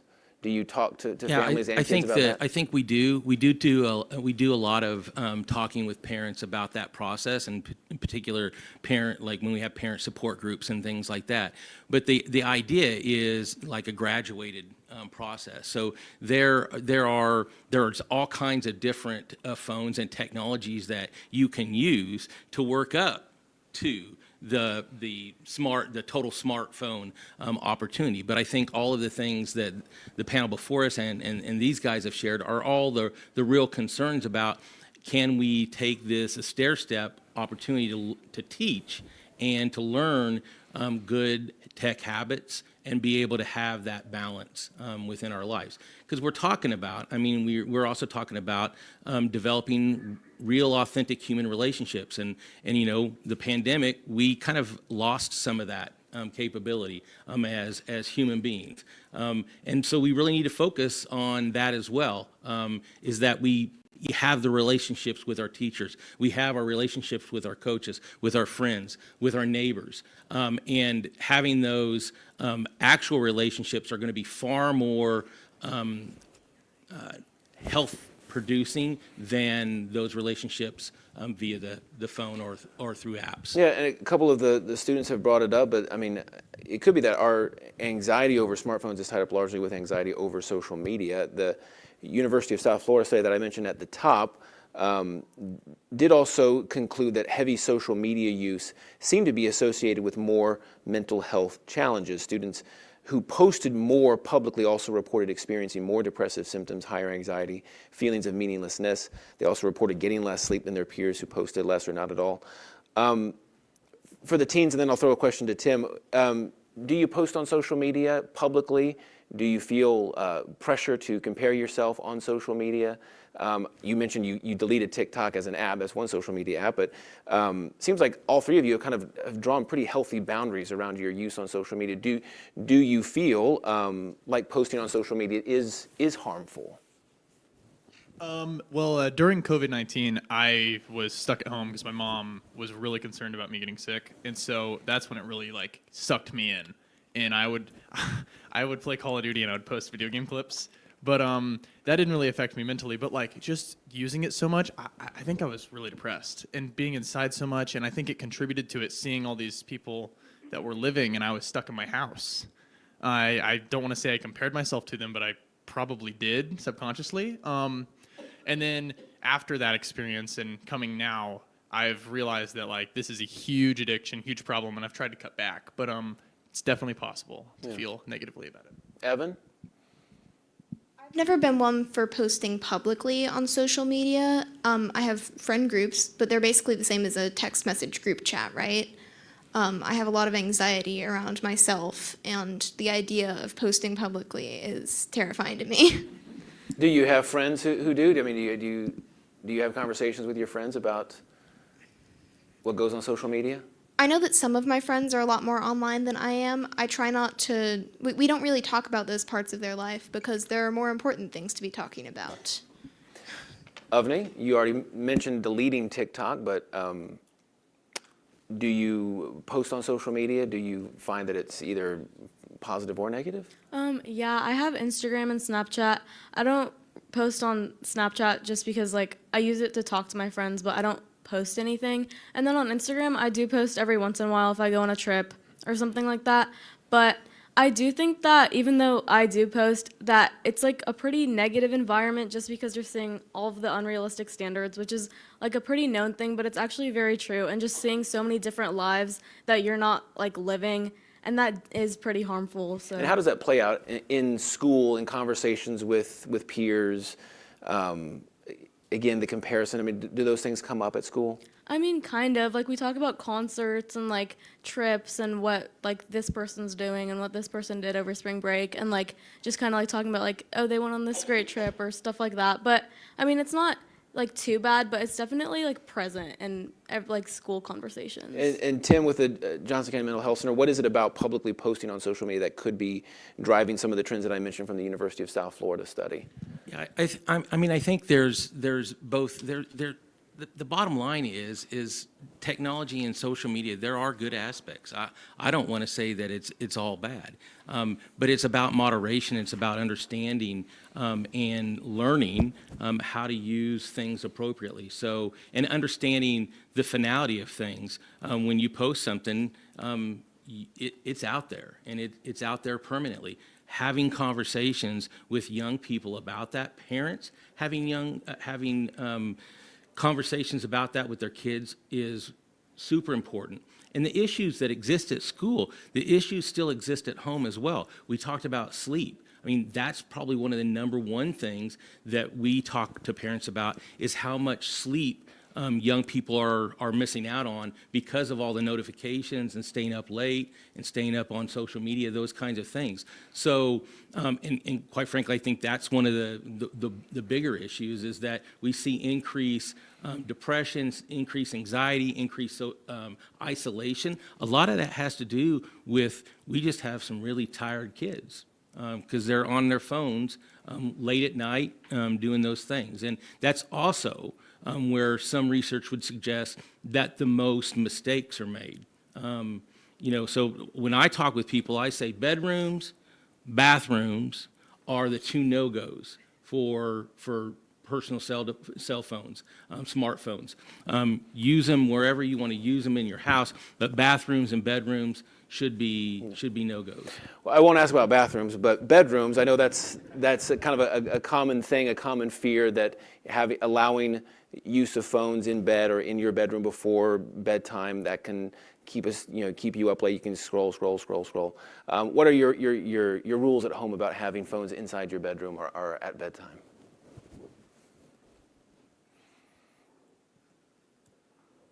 Well, when I was younger, I definitely did have rules about no being on my phone past, I don't know, like 8, or bedtime was at 10, so I couldn't be on my phone like during that. But now, since I'm like getting a little bit older, I don't really have rules with my parents that we've set, but I am sometimes pretty bad about being on it at night just because I'm on FaceTime with my friends, or I'm texting them, or I'm just like scrolling or watching a show. So like that is something I'm kind of working on right now, but like I'm always like pretty tired, so I just like have to go to sleep. So lately I haven't really been on my phone that much at night because I've been doing like homework and other stuff like that, but a lot of times on weekends and stuff, it's like a problem for me. Evan and Asher, your rules at home about phones in bed, and just to be clear, you guys are both seniors, so you're almost out of here, but what have been the rules growing up? The policy in my house was always no devices in bedrooms, period. So no TVs, no gaming consoles, no computers, none of that. I will admit to not following that rule all of the time. You can say that now, right? You can say that now. You're like a month away from graduating. You can say that now. I did not follow that rule all the time. There was a period where my parents tried to keep me from being on my phone in school by just shutting it down with the screen time settings, and that just encouraged me to be on it more at night. And I had to sort of train myself out of doing that because it was keeping me from getting good sleep. And that was a real problem for me, is that I was like starting to fall asleep in my classes. Asher? I did have a screen time limiter, so I never had any problems staying up late. But now that I'm unlocked, I will admit I am guilty of staying up really late, scrolling online. And I know it's a problem, and I know it's probably affecting my development, but it's definitely worth it, and I do it almost every night.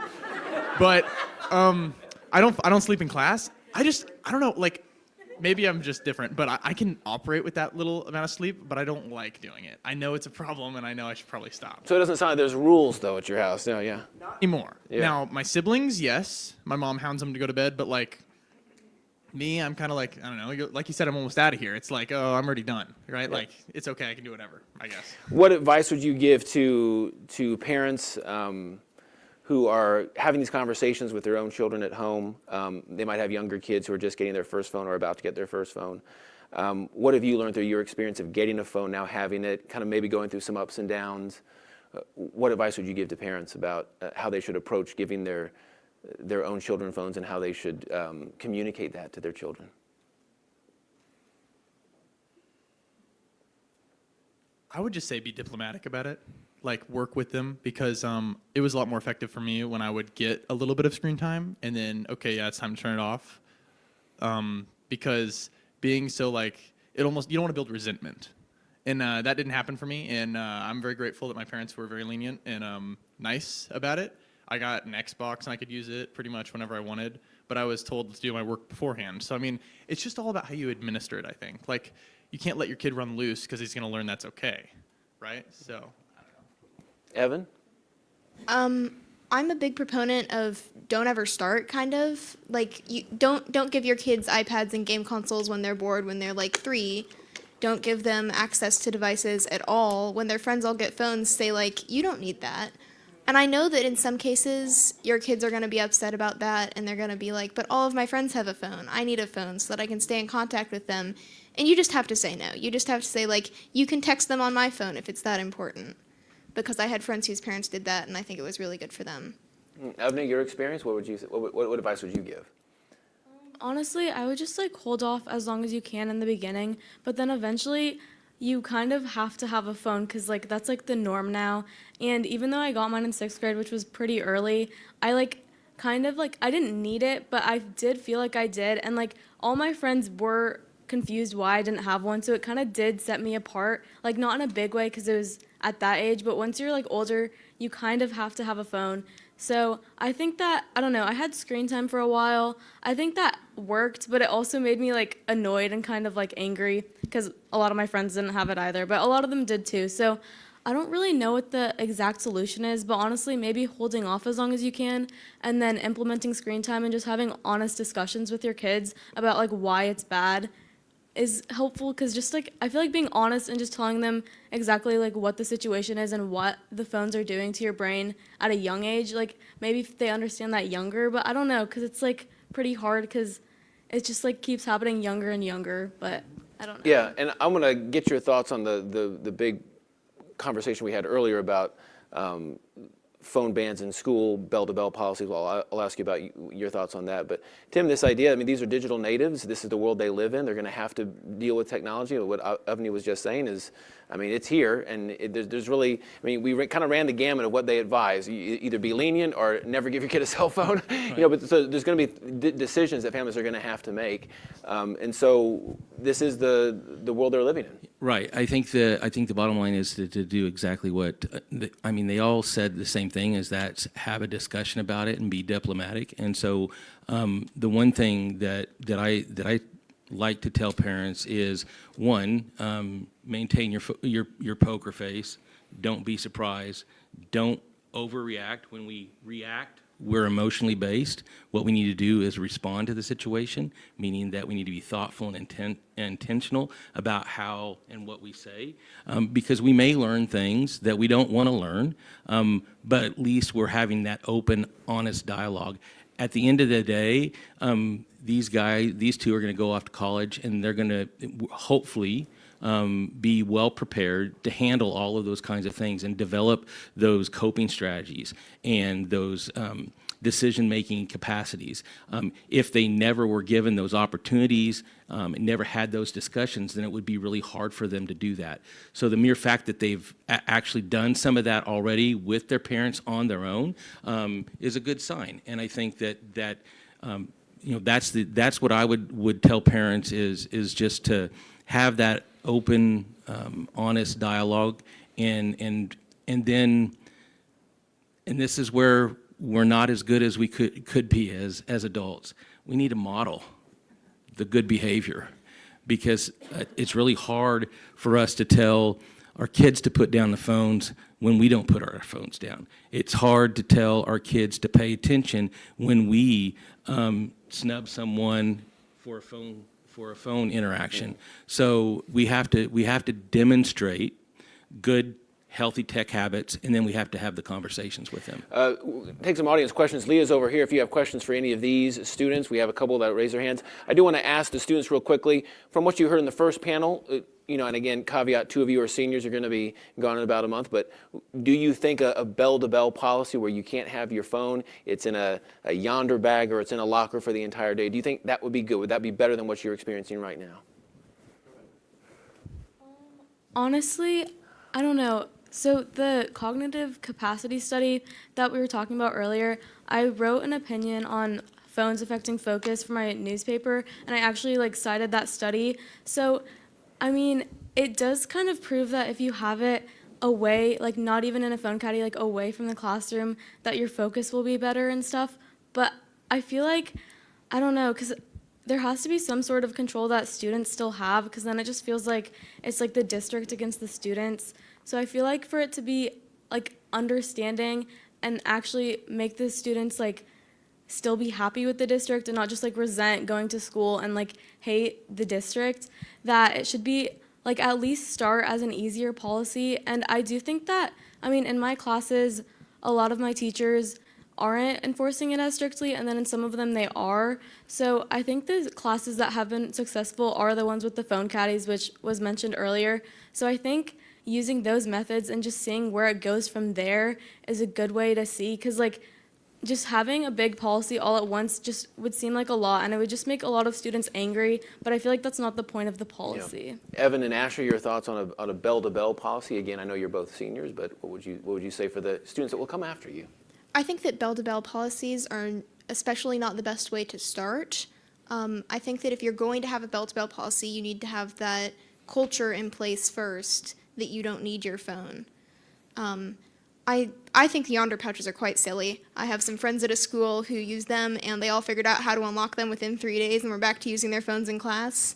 And that feels like a waste of a lot of money to me. Asher. Like you said, yeah, I'm going to be gone soon. But I think I don't see it being a thing. Well, okay, I think it's important. I think they're overdoing it. If you work with us, we'll work with you, is how I see it, because I don't think it needs to be a total beginning to end ban. I feel like lunchtime is acceptable. It's your free time. It's like the teachers have their phone during their lunch break. I feel like the students should too. And if it's going to ever work, they need to be either killer strict or not strict at all, because it's kind of like neglected now. Like beginning of the year, pound, don't have your phone out. Now, every class, somebody's got a phone, multiple people even, and the teacher doesn't do much about it. Nobody cares. Oh, I think we did have an audience question. Yeah, go ahead. Hi, I'm a high school journalism teacher in Johnson County, one of the small three. We don't have a district policy at all about this, but I'm sure they're watching the big ones to find out what's happening. My question for you guys, and by the way, thank you too for being in journalism, keeping us all informed at your school. We've been reading your articles, reading the Post. So one of the big reasons I talk to my kids about, hey, what would you do? What would you think if they were going to do the bell-to-bell policy? Any of the big three that they've done. What would be your thoughts of that? After the social media, after the music, it's always, well, I need to contact my parents if there's an emergency. They need to contact me, right? They need to tell me all the new things. They need to tell me. Like it's all about like that's the third reason they don't want the phones put away is that they feel like, especially in, God forbid, in the case of a really bad emergency, I need to be able to contact my parents. How do you guys feel about that? Like, what would you say to that question for those students? In my 4 years of high school and my other years of elementary and middle, I have not ever had a single, God forbid it doesn't happen, I've got a month left, but there's never been like a horrible incident that I've needed to get a hold of them, and even if I try to get a hold of them, a lot of time I can't. So, but I feel like that's just a card students like to pull. But some students might have different needs, like diabetes. You need to see your blood sugar. But I don't know, maybe if they have an anxiety thing or if they're stressed out a lot and they just need like connection. But me personally, I haven't had a big emergency like that since I can't even remember when. Evan? We recently had a weapons scare at my high school. There was a student who brought a gun to class, and the school found out about it, and they called a lockdown drill, which we later found out was not a drill, so that they could take the weapon from the student. My paper covered that. We had an article up about it the same day. But from what I heard, students did not use their phones to contact their parents. They used their phones to contact other students, and they used their phones to take video of the police coming into the building and of the student being taken out into the hallway and tackled so that they could get the weapon off him because he refused to give it up. And they used their phones to harass that student and to gossip about that student and to scare other students and tell tall tales. And I think that in emergencies, students should not have their phones. I think that that is a serious risk because it makes kids behave irrationally. Another question from the audience? I just want to acknowledge what all of the panel said. I think everything was great, but I just wanted to say like the side contrary to that. So I'm going into medicine at a top tier Ivy League school, and I just wanted to say that I think that having a phone is actually beneficial. It taught me how to be independent, and like I learned when not to use my phone by myself instead of having teachers control that. There was a study that was done during COVID that said the students that have like screen time and like parents that control everything, they're more likely to do bad things and use their phone more when they're allowed to. So I think that being allowed to use my phone, I've learned how to become independent and know when to use it or not. And adding on to that, I use it for a lot of good purposes as well. So I work out a lot, and then especially when I'm working out, like if I'm on the treadmill or anything like that, I'll use my phone to study. Or like during like passing periods and lunch, if I have a test later that day, I'll like study with my phone and do like flashcard reviews. So I just think that there's a lot of benefits that aren't being talked about instead of all the negatives, which is there, but it's just like life itself, you know? There's always going to be positives and negatives with most things. If you can't learn the negatives and how to control that, the positives aren't going to matter at all. Well, let me ask the panelists up here, the three students, how has your phone been good for you? What positives have you derived from it? How do you use it positively? The same thing. Like in English, we always have these vocab tests every Friday. So like during passing period, I just go through flashcards like during every passing period before English, which is 7th hour. And I don't know, I think using it as a study tool is really important. And I think that honestly makes sense because in high school, we should be learning how to control it ourselves. I think that policies in middle school and elementary school, I feel like that's really important because you shouldn't even really be using a phone at that age. But I feel like in like the age group in high school, you have to start learning how to use your phone. So a complete ban wouldn't really allow you to like navigate that. But then in classes, I feel like it's about teacher respect too, because a lot of my teachers were like too scared of like policing phones constantly because like they didn't want to be the bad guy. But now they have something to fall back on, which I think is also the importance of the phone policy. It's like also for the students, but for the teachers as well.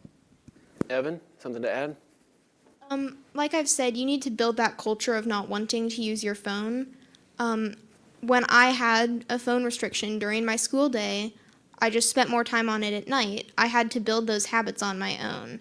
Just hard enforcing a phone policy, especially a very strict one, is going to make the students resistant, and there's going to be rebellion, and kids are going to find ways around it, and kids are going to do things like bring 2 phones to school and turn one in. Another question here?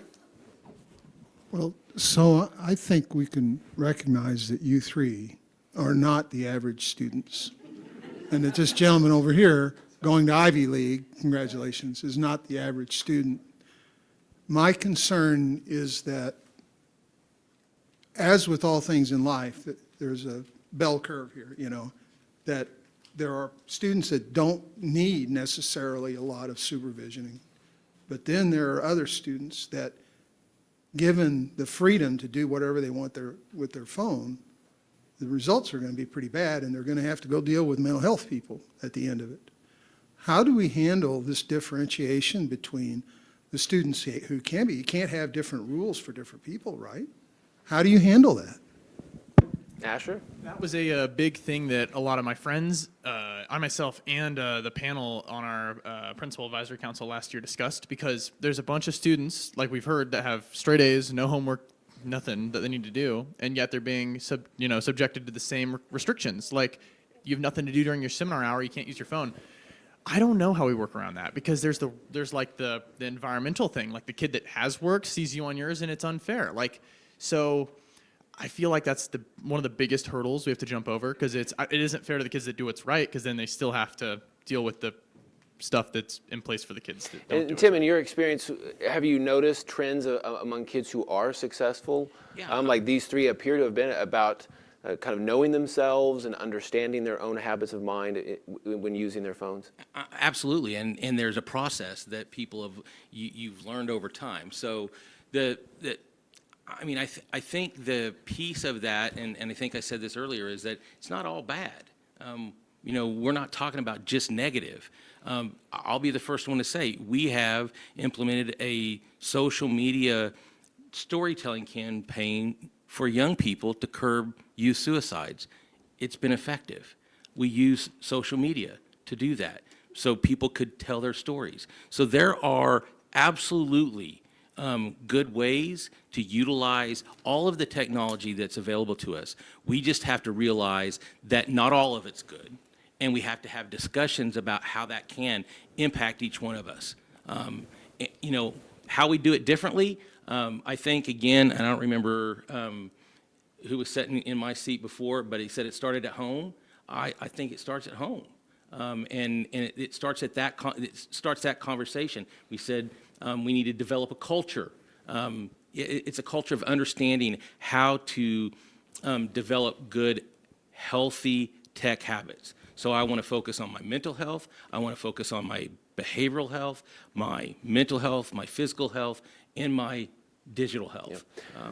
All three. Time for maybe a couple more questions. I know there's one over here. Yeah. Yeah, I had a question about the shared responsibility between schools and parents and cell phone usage. And I want to stick specifically to cell phone usage and not general digital usage. Because it sounds like there's these bell-to-bell phone-free policies that we could be implementing in schools, which help teachers, help academics. But then at home, parents are dealing with this kind of in a whole nother way, with their students that are up too late and trying to teach cell phone usage in a different situation. And so what do you see being the shared responsibility between how schools should be managing phones and how parents should be managing phones? In my mind, those are two very different worlds where schools have phones coming in outside that are unregulated, that are unfiltered, that they're trying to manage, whereas at home, these are devices that parents have given their children. Yeah, Tim, what is the balance and what is the difference between how families approach it and schools approach it, and how do they kind of work together? Well, I mean, I don't know if, this is just my general perception from the parents that I talk to, but most phones that parents give their kids, and I'll speak for like my sister. I can remember when at Christmas, my nieces opened up their iPhones. It was like they opened up the world. There wasn't anything on them. It was open to the world. So, I mean, I think we're making some assumptions that when parents give a phone to their kid, that all of these things are on it or put on it, or they have created but young people are really quick about figuring out how to bypass that. I think I've heard the two stories that I've heard. Get two phones, a dummy phone and a real phone that you put in the caddy. Heard and seen that one, and then the other one about how to unlock the supposedly unlockable bag pretty quick. So I mean, again, there's going to be processes that we go by. You're absolutely right. It's two different scenarios, but there is commonality that can come together about setting the expectation. And I think it's about setting expectations at home and then holding youngsters to it. It's about setting expectations at school and holding them to it, just like when we're at home and we're at work as adults. It's learning to become an adult. It's learning to get into the workforce. It's learning all of those things that we're going to need to learn to be functioning adults in our society. So I think you're absolutely right. It is different, and sometimes the goal. It seems like there might be some not direct correlation, or there might not be agreement. But at the end of the day, I think it's about setting expectations and then holding people to those expectations. Time for one more question, but for the students, how do you see the difference between your phone device usage at school and your device phone usage at home? Is there a difference in your mind? Do you kind of turn it off and on, as Tim was kind of saying? What's the difference in your mind?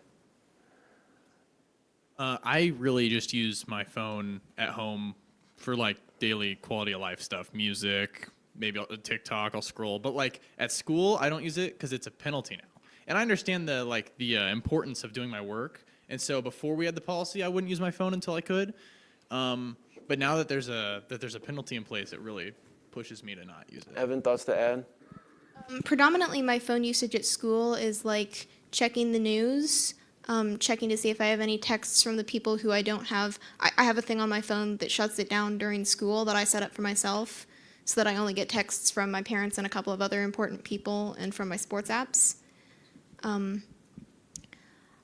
Sorry, can you repeat the question? I'm getting very... Well, I think the original question was, there's schools and families kind of working together in concert, trying to teach you good habits, monitor yourself. I mean, how do you feel that plays out in your life? Right, so phone at school, predominantly like taking pictures of the board, news, parents. It's not anything...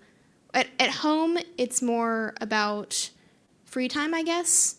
I see my phone at school more as a tool than as like a thing for fun. Do you think most of your peers are like that? No. Yeah. But it's a good attitude to have. One final question here. I just want to thank the students especially tonight. It's very courageous of you to come up here and tell your stories, and I really appreciate it.